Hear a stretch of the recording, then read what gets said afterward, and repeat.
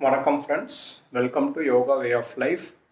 Friends, இன்றைக்கி நம்ம வீட்டில் நார்மலாக இருக்கக்கூடிய ஒரு சின்ன ஸ்மைலி பால் வச்சு சில ரொட்டேஷன்ஸ்லாம் பண்ணலாம். மெயினாக நம்மளோட கைகளுக்கானது, அப்புறம் தலைக்கான ஒரு ரொட்டேஷன், ஒரு ப்ரெஸ்ஸிங் மாதிரி. இது ஒரு ஸ்ட்ரெச்சு.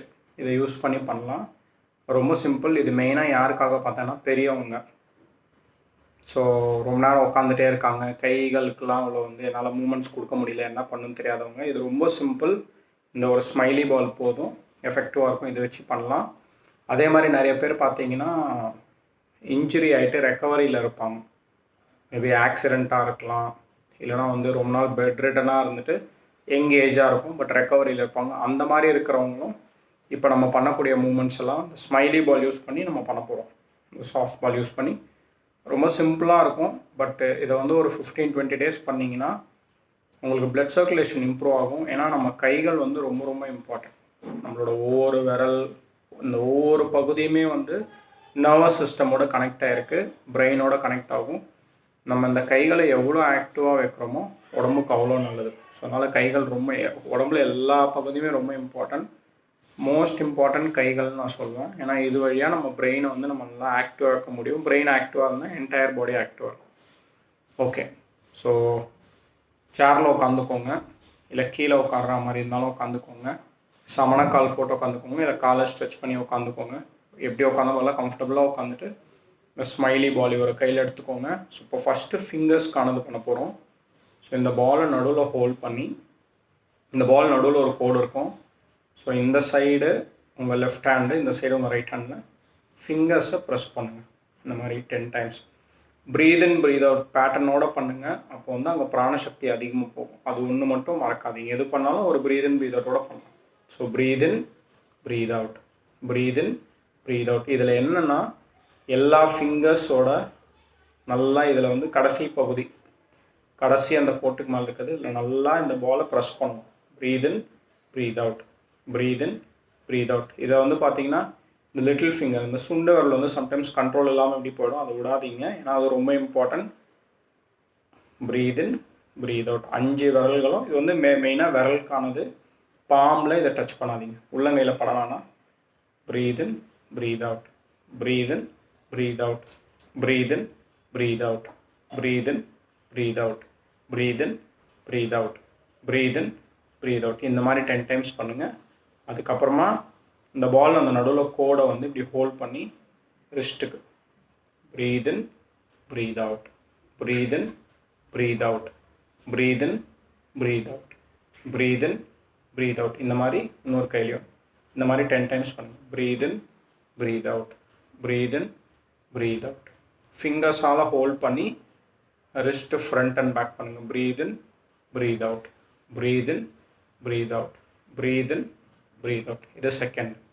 இதுக்கு அடுத்தது இந்த பாலை உள்ளங்கையில் பாம்பில் நல்லா ஹோல்ட் பண்ணி எல்லா ஃபிங்கர்ஸாலையும் பிடிச்சி breath in breathe out press பண்ணி ரிலீஸ் பண்ணுங்கள். இன்ஸ்டண்ட்டாக பண்ணுங்கள். Breath in breathe out, breath in breathe out, breath in breathe out, breath in breathe out, breath இன். எல்லா ஃபிங்கர்ஸும் ஒர்க் அவுட் ஆகணும், பாம்ஸும் ஒர்க் அவுட் ஆகணும். ஸோ கட்டை விரல் சம்டைம்ஸ் உள்ளே மடங்காது, மடங்காமல் எல்லாம் சேர்த்து நல்லா பிடிச்சி breath in breathe out, breath in breathe out பண்ணுங்கள். அது 10 டைம்ஸ் பண்ணி முடிச்சதுக்கப்புறமா கடைசியாக ப்ரீத் இன் பண்ணிவிட்டு அப்படியே ஹோல்ட் பண்ணுங்கள். 5 கவுண்ட்ஸ். 1 2 3 4 5. ரிலாக்ஸ். ப்ரீத் அவுட்டும் பண்ணுங்கள். மூச்சு இழுத்து 5 கவுண்ட் ஹோல்ட் பண்ணுங்கள். அதே நேரத்தில் இதை ப்ரெஸ் பண்ணியும் ஹோல்ட் பண்ணுங்கள். 1 2 3 4 5. ரிலாக்ஸ். ஸோ இதே மாதிரி லெஃப்ட் ஹேண்ட்லேயும் பண்ணுங்கள். அடுத்தது பார்த்தீங்கன்னா பாலை 2 கை நடுவில் வைங்க. வச்சுட்டு ஃபிங்கர்ஸ் இன்டர்லாக் பண்ணுங்கள். பண்ணிவிட்டு உங்களோட பாம்ஸை வச்சு இந்த பாலை ப்ரெஸ் பண்ணுங்கள். Breath in breathe out, breath in breathe out, breath in breathe out. நல்லா பாம்ஸை யூஸ் பண்ணி அந்த பாலை நல்லா ஸ்க்வீஸ் பண்ணுங்கள். ஃபிங்கர்ஸ் இன்டர்லாக் ஆகிடுச்சு.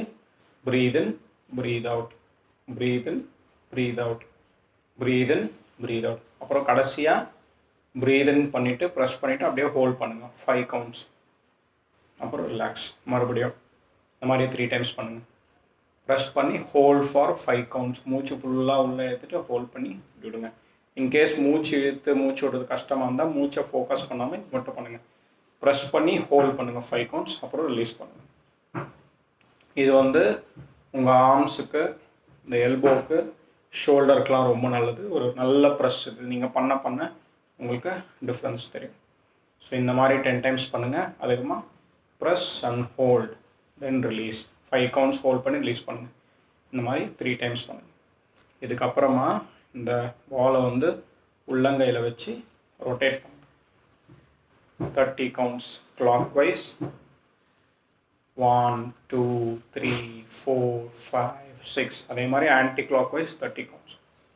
1 2 3 4. இது வந்து நம்ம இப்படி கையை இந்த ஹைட்டில் வச்சு பண்ணுறதுனால சம்டைம்ஸ் ஷோல்டர்ஸ் வலிக்கும். ஸோ 30 கவுண்ட்ஸ் முடியலன்னா 10 கவுண்ட்ஸ்லேருந்து ஆரம்பிங்க. மெதுவாக இன்க்ரீஸ் பண்ணிக்கோங்க உங்களுக்கு ஏற்ற மாதிரி. ஸோ பால் அப்படியே ரொட்டேட் பண்ணுங்கள். சப்பாத்தி மாவு ரோல் பண்ணுற மாதிரி இல்லை பூரி மாவு பண்ணுற மாதிரி தான். கிளாக் வைஸ் அப்புறம் ஆன்டி கிளாக் வைஸ்.